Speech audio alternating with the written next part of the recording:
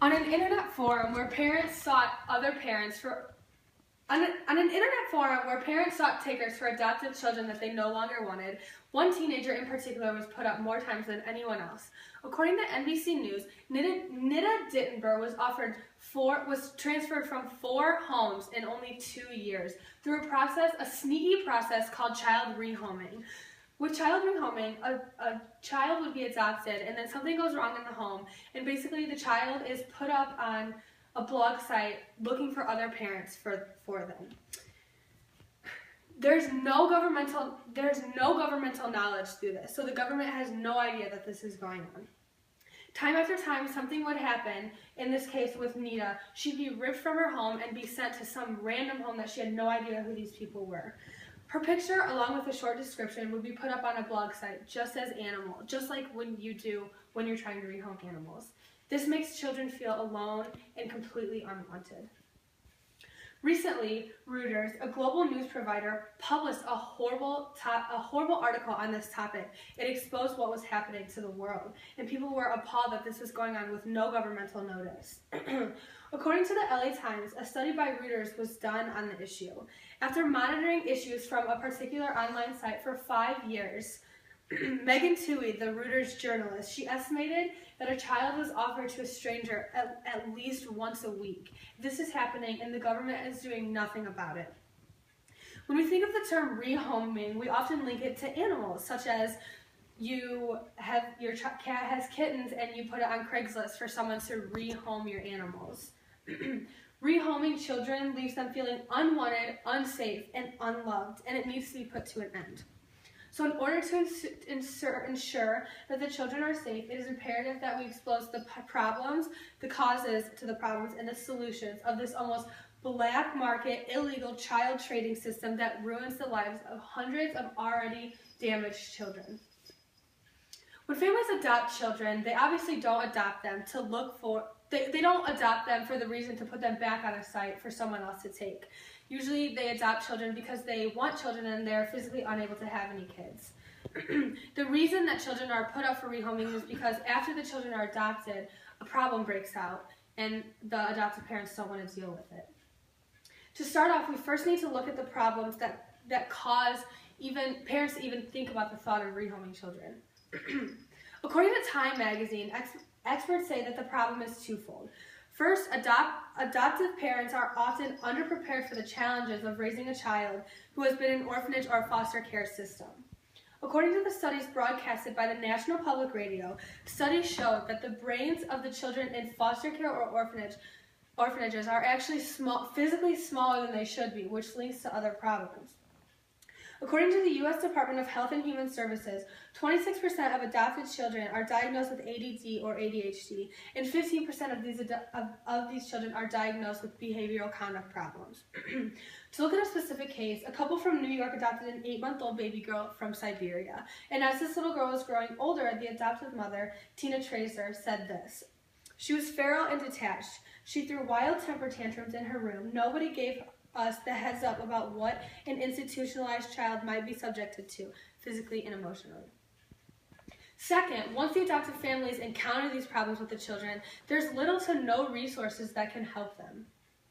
Adam Pertman, executive director of the Evan B. Donaldson Adoptive Institute, says post-adoption support services are shamefully inadequate, according to Time magazine.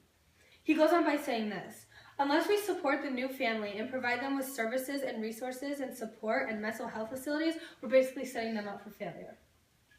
A Wisconsin father of an adopted son commented on an article from the New York Times, and he said this: We had not the slightest idea of what we were getting ourselves into, and every school or social service agency basically told us we were on our own."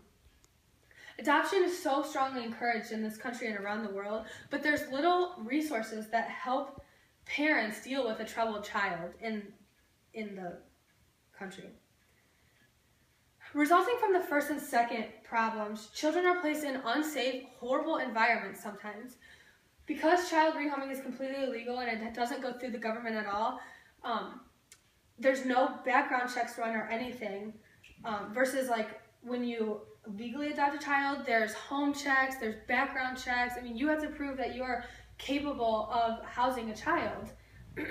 According to a case from Reuters, a man now serving prison time for child pornography took in a 10-year-old boy who him and his friend found on an online site like 2 hours before they picked him up. They picked him up in a motel parking lot.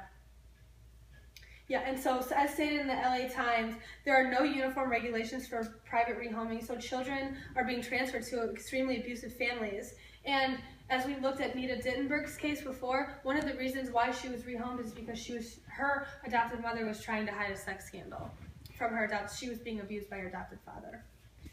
To dive deeper into this issue, we need to look at why these problems are actually happening. So let's address the issue of parents being uneducated about the health state of their newly adopted child.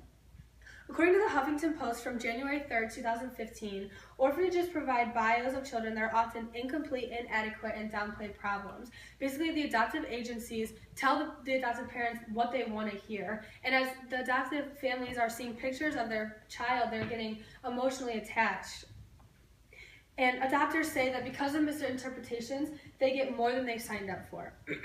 According to an article from the ABA Journal in December 2014, parents need to at least know the risks of adopting children before they follow through. Second, let's look at the problem of there being no resources for adoptive parents after the adoption's finalized and problems arise. According to adoptionhelp.org, there are several services available to help new families adjust to any psychological or behavioral issues stemming from early childhood trauma. But many families who adopt have no idea about these programs. They're poorly advertised, and sometimes they can be really, really expensive. And along with adoption costs, sometimes parents just can't really afford these services. Lastly, let's look at the problem of children being placed in unsafe homes. Like I said, child rehoming is completely under the rug and it has nothing to do with the government. So extensive background checks, home inspections, and training are absolutely not necessary. So adults with previous criminal history would have no problem in getting a child, versus if they go through an adoption agency, there'd be absolutely no way that they could get a child with previous criminal history, such as pornography or child abuse or anything like that. Clearly, this illegal children homing process is such a mess. And so to make sure that innocent children are not hurt than they already are, we need to take specific actions.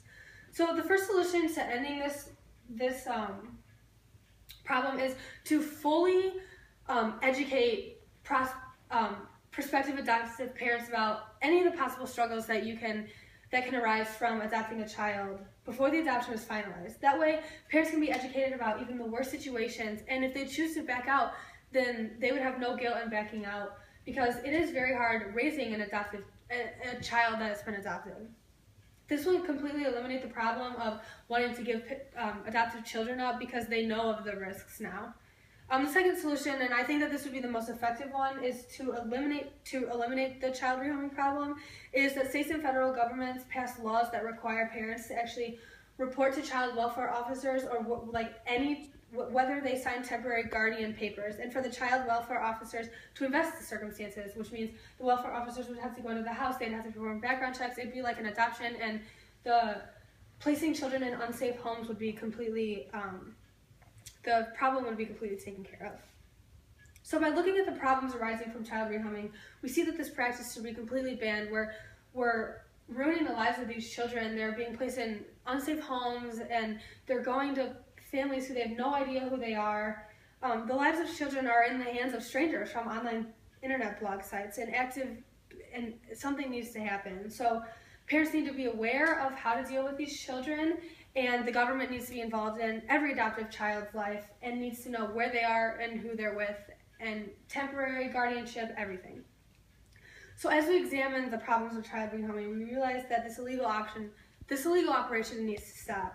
In no way does this come close to benefiting a child in any way, and in no way does this come close to making their lives better at all. Our government needs to step in and take consideration to the children, and how their lives are being affected in such a negative way. Thank you.